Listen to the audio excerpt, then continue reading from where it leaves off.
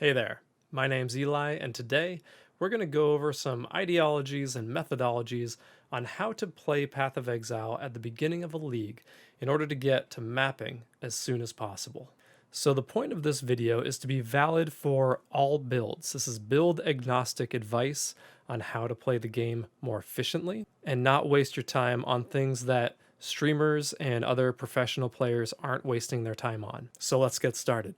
To start things off, let's talk about build guides. Build guides are excellent, whether it's something that you've created, you've taken from the forums, or you have just a link from a path of building from somewhere that you think is really good.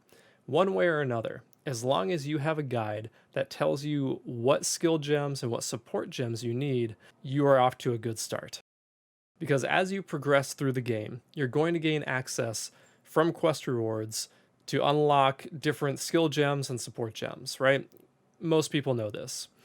The problem is, as you are leveling up, most builds, for almost all players, unless you have a tabula rasa and get otherwise fairly lucky, you're not going to have enough slots on your gear to actively use all of these gems. So, why is a guide important? A guide is important to tell you what gems you're going to need in the future so that you can level these gems up passively until you can use them. The most common way to level up gems while you're not using them is to pick up two one-handed weapons that fit the right gem colors and stick the gems in there to level on your swap. Always doing this will allow you to power spike more efficiently later on when you gain more of your 4 links and your eventual 5 link and then further eventual 6 link. Now, as for the campaign itself, the campaign is an impediment to the rest of the progress of your character, to accessing league content at higher tiers, accessing maps, accessing lower delve depths, you name it, everything is gated behind completing the story as of right now. Hopefully Grinding Gear changes this at some point, but they've shown no inclination to do so. To that end, I have this Google Docs Excel sheet that lists out all of the essential quests to the story in bold, as well as outlining all of the passive skill point quests and the Quicksilver Flask quest. So let's talk about quests for a second. The main storyline quests are the only ones you really want to be focused on. That's your main drive. If you have a skill point quest that's along the way and you can get it without going into multiple subzones, then it may be worth to pop over and grab it real quick. Otherwise, the only quest you want to do at the start of the league is to create a level 1, I prefer Witch, and I grab Freezing Pulse after killing Hillock. Do a Witch, go to Mercy Mission, which is the side quest right before the Mudflats in the Tidal Island. You kill the Freezy guy there, you take his medicine chest, you go back to town, you get a free Quicksilver. This is really important. 2 Quicksilver Flasks are what you want to start the league with, and so you do this once with that character, and then you do it again on your main character. This gives you 2 Quicksilvers, which is 40% increased move speed for the duration of the flask.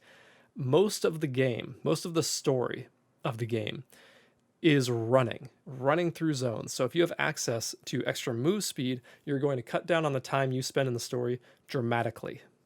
The next thing we should talk about is character level versus zone level and the amount of experience that you can get. So the way experience generation works in Path of Exile is you have a safe zone, as it's called, where you get maximum experience gain. There's a formula attached to it, but let's simplify it and say from levels 1 to 15, you have a 3-level safe zone. So that means you can be level 12 in a level 15 zone and be getting maximum experience. The range of your safe zone increases as you level into different tiers of levels. So, for example, the next tier is level 16 to 31. That gives you 4 levels of safe zone. So you could be a level 20 in a level 24 zone and be getting maximum experience. Why does this matter?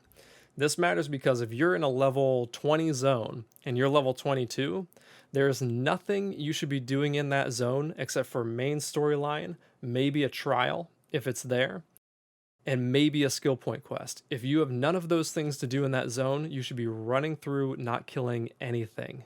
Unless, of course, you need to kill to maintain flash charges. But everything else, leave it alone. Just skip the zone. Speaking of trials, should you do them while leveling?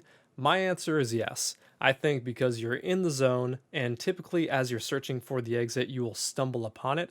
I think this is a worthwhile endeavor, so you don't have to waste time going back to it. Either way, I don't think this is too big of a deal. Either you get it while you're leveling through the zone, or you come back when your movement skills are super fast and you have tons of cooldown charges. Should I engage in league-specific content? My answer is a resounding no. Do not do this. Almost universally for the past 3 years, doing league content at lower levels is essentially a waste of your time. Everything that might be useful for you to level is easily obtainable through trade, which we'll go over in a moment, and everything that is valuable is mostly locked behind high-end content. This is your tier 12, 14, 16 equivalent content. Is it fun to do? It might be. Is it worth your time at the league start?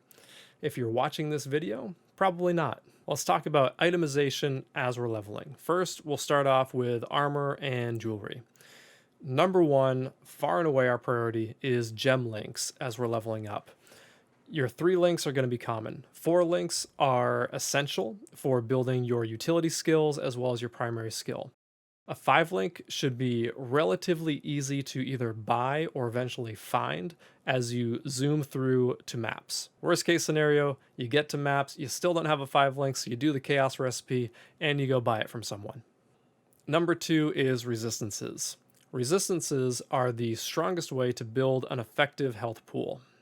I would much rather have 30 resists to a single and 15 to another, as opposed to a life roll on a piece of gear, for instance.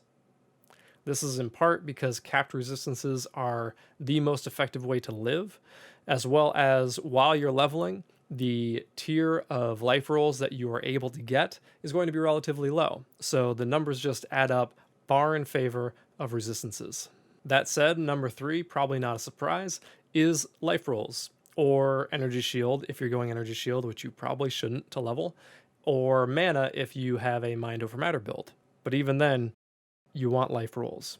And number 4 in a final special mention is movement speed on boots. Movement speed is so important, as we touched on earlier. If I had to choose between boots with double resist and a little bit of life or 20% movement speed, I would probably take the movement speed. Now, when it comes to leveling up your weapons and shields, let's discuss the spellcasters first, because spellcasters have less of a reliance, not no reliance or an insignificant amount, just relatively less reliance on their weapon and shield, or their dual weapons for their dual wielding. This is because most of their damage is coming from the skill gem itself. It's providing a flat base damage range, which is then being modified by your support gems, which are your more multipliers in most cases, and then your weapons, which are going to be increased damage values as opposed to more. So it's relatively less important for spellcasters to continually upgrade their gear in terms of their weapon. So that said, let's talk about a physical damage build. This will be your bows, your melee, or your physical damage wanders like Kinetic Bolt. So for this example, we're a bow character, we're level 30, and we've been using a bow since level 12. We decided, it's time to upgrade. So we go to the official trade site. For our item category, we put in bow. And under the rarity, we put in any non-unique, because most leveling bows at the start of the league are very expensive. So if you've dropped an Exalt or a ton of Chaos, go nuts. But for most of you that don't have Exalts yet, we're going to go with a non-unique. We're going to say rare. And we're going to come down here to requirements, and we'll say we're level 30. So let's look at level 26 to 34. Remember, as you're leveling, levels come by pretty fast, so you can put a range ahead of where you are because you're going to get there pretty quick. So let's just say this, and let's see what happens. All right, we get our list. It's sorted automatically by cheapest, but that's not what we're interested in yet. So let's sort this by physical DPS. So we have that one at the top. So we can see at level 32, we have a bow available at 101 physical DPS.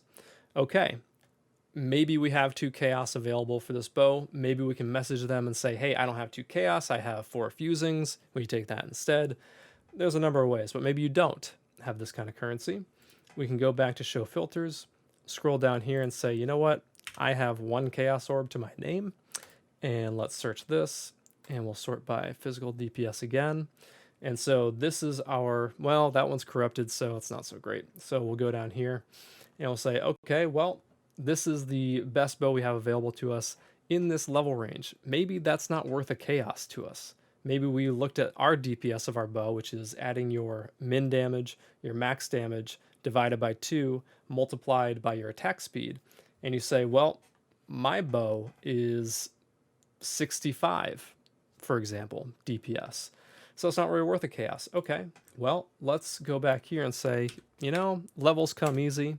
I heard it from this guy on YouTube, and we'll say physical DPS 106 for 1 chaos. Now we're talking, level 36. This is an example of the process that people who are reaching maps in 5-6 hours are using in order to get boosted as fast as they can through the content. Let me be as clear as possible.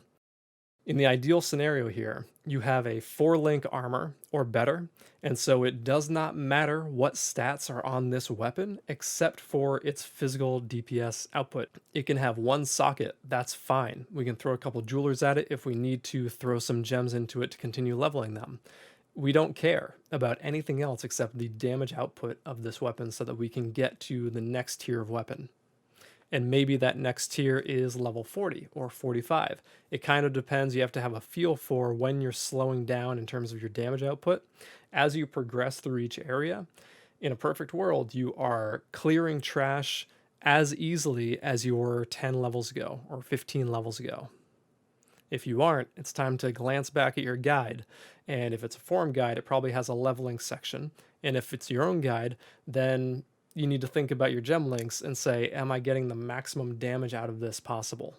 And Path of Building is the tool I would recommend using to determine what your best gems are for support.